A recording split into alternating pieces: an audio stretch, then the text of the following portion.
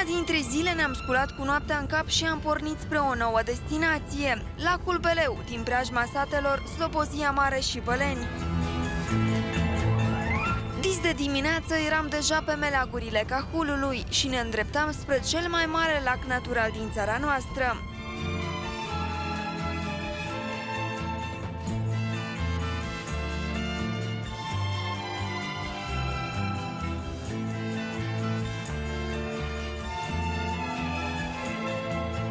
Aici echipa Asfalte Moldova a fost și toamna trecută, iar acum am revenit special pentru a ajunge în sectorul unde în această perioadă cuibăresc majoritatea păsărilor de pe lac.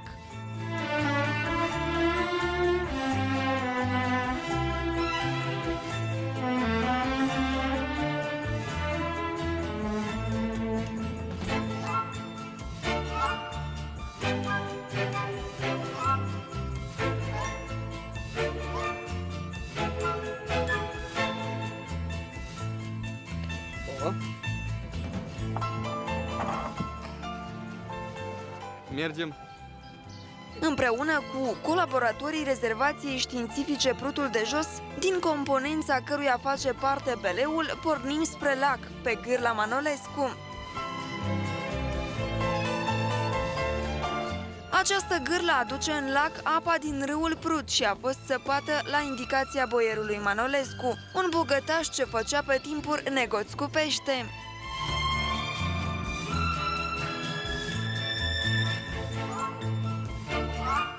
Stârcii își iau zborul la vederea intrușilor, dar nu se duc prea departe, ci se ascund prin arbuști.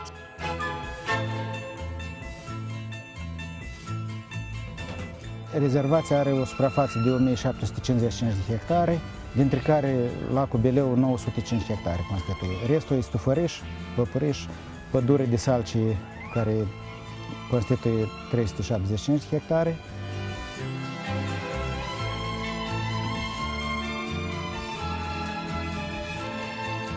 Ajungem pe lac. Înaintea noastră se deschide o priveliște foarte frumoasă. Zeci de egrete, cocostârci, rațe și lebede au împânzit împrejurimile.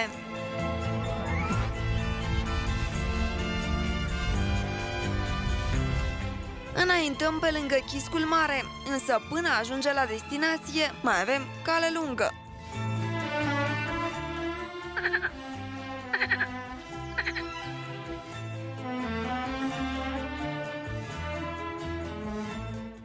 Ne-am împotmolit de câteva ori în nisip, așa că am fost nevoiți să părăsim pentru scurt timp bărcile, ca să le tragem după noi. Ducem luntrile în locuri cu apa mai ridicată și plutim spre o lebădă curajoasă, pe care nu a speriat-o prezența noastră.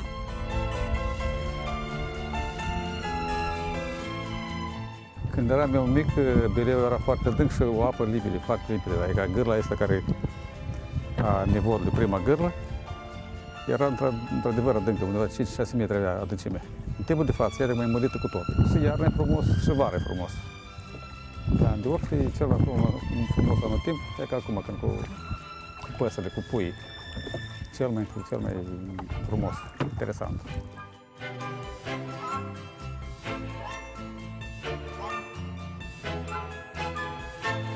Circa 20 de specii de pești avem, care migrează tot în zona asta din Dunăre. Spun 7 specii de plante rare care sunt în Cartea Roșie. Aș vrea să menționez aici nufărul alb, săgeata apii, vița sălbatică și multe alte specii de plante care sunt în zona asta a rezervației. Nu se poate de pescuit, fiindcă este strict interzis în rezervație pescuitul, vânatul, pășunatul.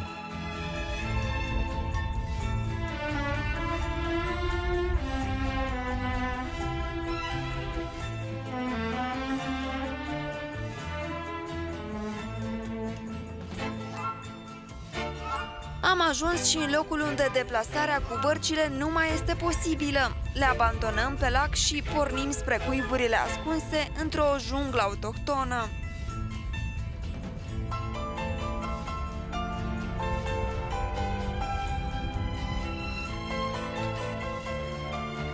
Cu greu pășim prin nămol, iar uneori singura soluție este scoaterea cizmelor, care ne protejau de scoicile ascuțite. Plimbarea noastră s-a transformat într-o adevărată aventură, de care o să ne amintim multă vreme.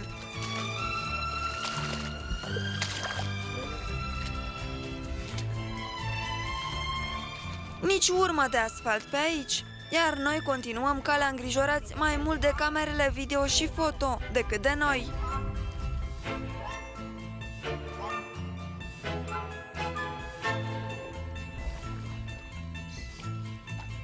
Suntem în mijlocul lacului, în zona strict protejată, unde anume cuibăresc toate speciile de păsări.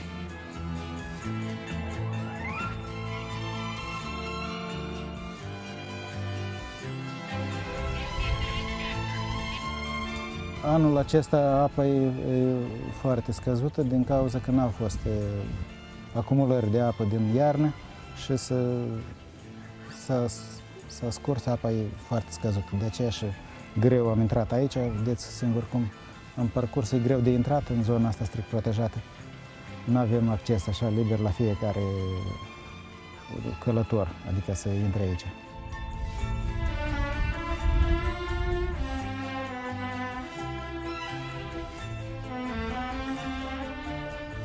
Turiștii ar trebui să vină, însă în zona strict protejată nu au acces, nu le permitem la fiecare, numai colaboratori rezervații și savanții de la Academie. Turiștii nu le permitem să vină, fiindcă sunt multe păsări care cuibăresc aici și pot să dăuneze.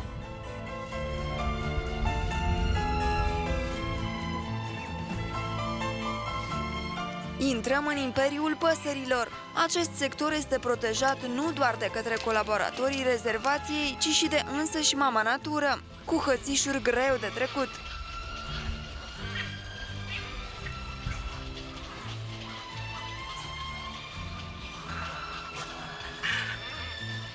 Zarva zburătoarelor este de nedescris.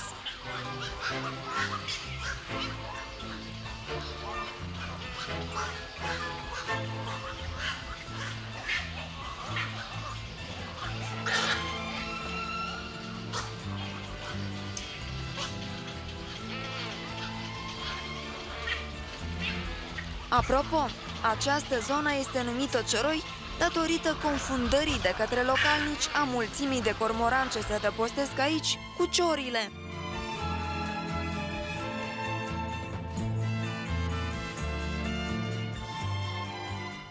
După ce specialiștii ne-au asigurat că nu le facem niciun rău puiilor dacă îi scoatem pentru puțin timp din cuiburile lor, am urcat spre ei.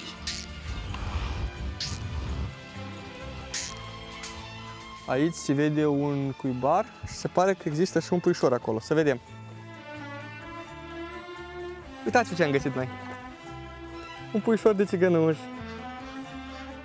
Sunt 3, nu te teme, puiul. Îl lăsăm să se facă mare, pentru că trebuie să ocrotim natura. Hai, trece.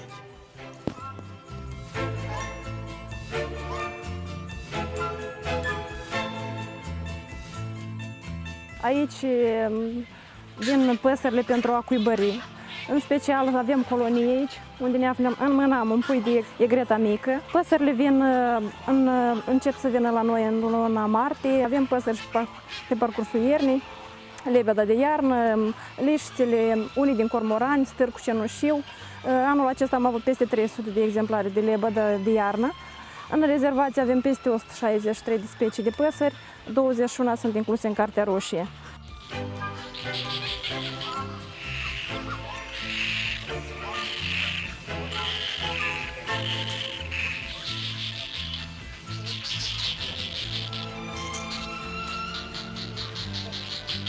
Pe cât de interesant ne era nouă să vedem acești puișori, pe atât de curioși erau și ei să ne vadă.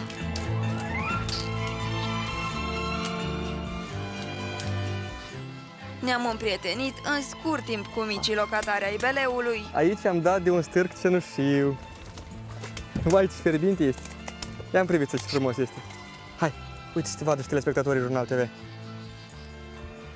Uitați-o ce bravo! Uite, se mușcă bine. Ei, nu ți-a făcut niciun rău, de ce mă muști?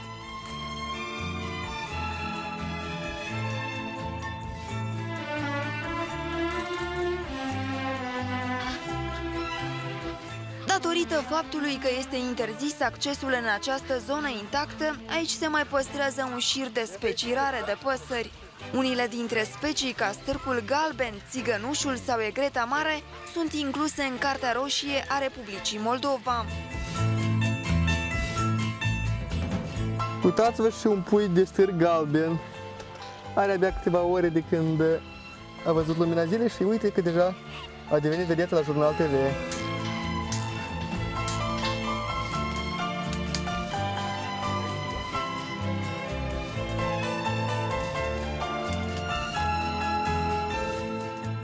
Am încercat să deslușim câte ceva din limba păsărească, dar așa și nu am înțeles nimic din ciripitul lor.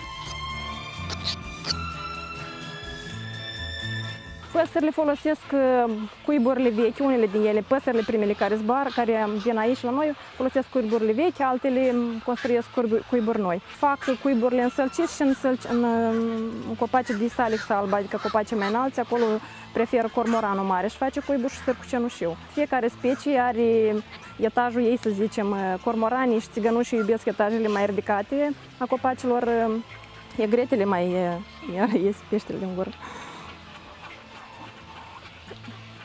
Egretele pot fi la mijlocul stratului așa de copaci și în partea mai jos. În anii când avem nivelul ridicat a apei, cuiburile pot fi văzute chiar la suprafața apei.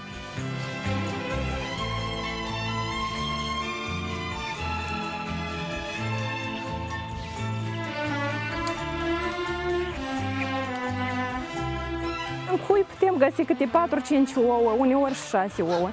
Liștile acelea liștile sunt păsări de apă, la ele numărul ouălor poate ajunge până la peste 12 ouă.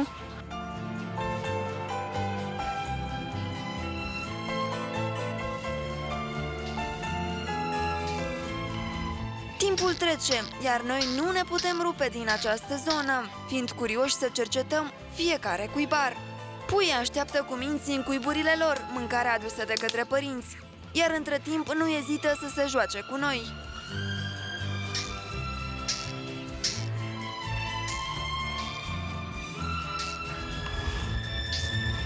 Unii puișori au abia câteva ore de când au văzut lumina zilei, alții mai zburătăcei se tot zbenguie printre crengi pentru a ne atrage atenția. Puii, când sunt mai mărișori, se deplasează în jurul cuibului cu ajutorul picioarelor, sunt foarte dezvoltate, dacă ați văzut ghearele. Sunt hrăniți de ambii părinți.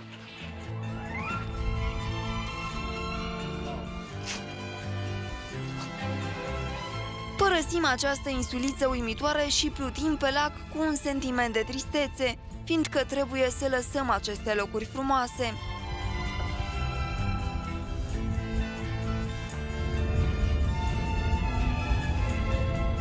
Nici nu ne gândeam că doar peste câteva zile avea să revenim la Beleu pentru a urmări un fenomen cu adevărat uimitor, și anume venirea pelicanilor comuni.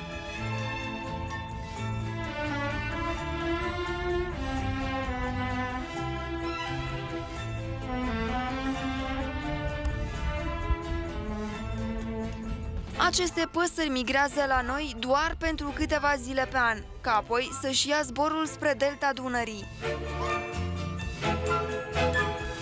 Bucuria ne-a căzut în scârbă când am așteptat până la Chindii, iar cârdurile de pelicani brăzdau cerul deasupra noastră fără a coborî pe lac.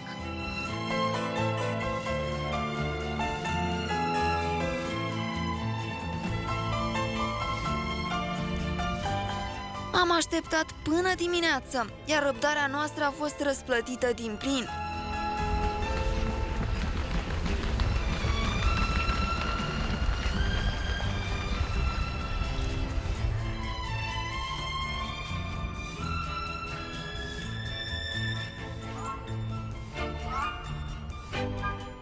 Primele raze ale soarelui ne-au arătat o priveliște impresionantă. Câteva mii de pelicani întâlneau răsăritul lângă una dintre gârlele lacului.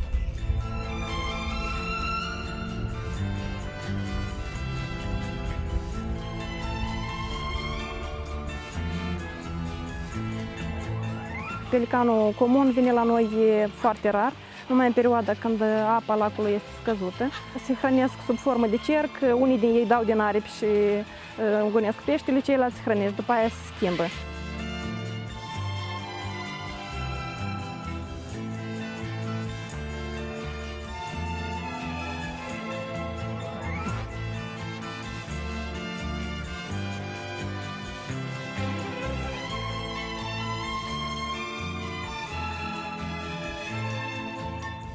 Fiecare pelican încearcă să pară cel mai frumos, fiind mândru de faptul că este filmat de echipa Asfalt de Moldova.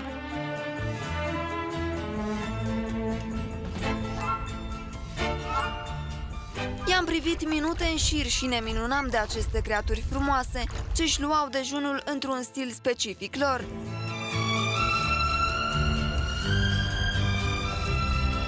Din motiv că această mică delta a Moldovei este la o distanță mai mare față de capitală, rezervația naturală este puțin cunoscută.